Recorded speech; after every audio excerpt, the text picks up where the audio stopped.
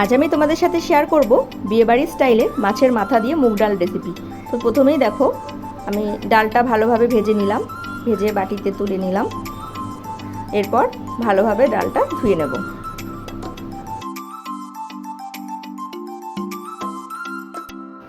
এরপর দেখো সেদ্ধ করতে বসিয়ে দিলাম। এবার মাছের মাথাগুলিকে এক এক করে ভেজে নেব।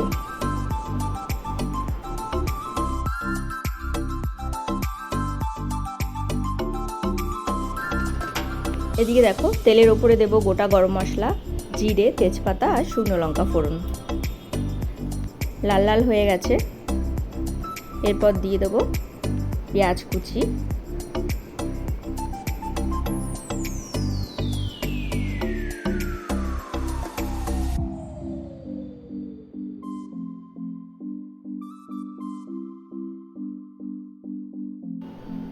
এবার দেব টমেটো কুচি,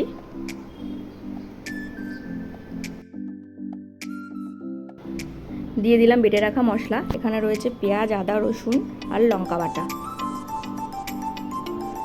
সমস্ত ইনগ্রিডিয়েন্টস ভালো করে মিশিয়ে দিয়ে দিলাম স্বাদ মতো নুন, হলুদ, স্বাদ মতো চিনি। সমস্ত ইনগ্রিডিয়েন্টস ভালো করে মিশিয়ে নিতে হবে। একটু কষে এসছে, এরপর দিয়ে দিলাম ভেজে রাখা মাছের মাথাগুলো।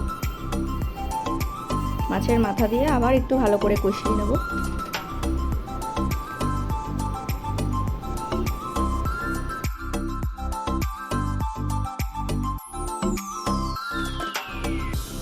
কষানো হয়ে গেছে, এবার দিয়ে দিলাম সেদ্ধ করে রাখা ডাল।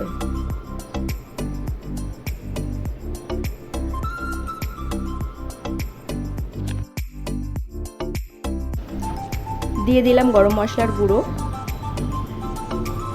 ঘি,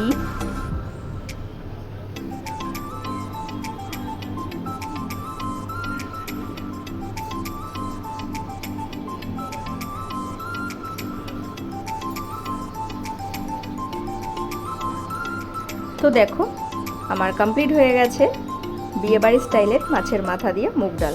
ভিডিওটি তোমাদের কেমন লাগলো অবশ্যই তোমরা কমেন্ট করে জানিও।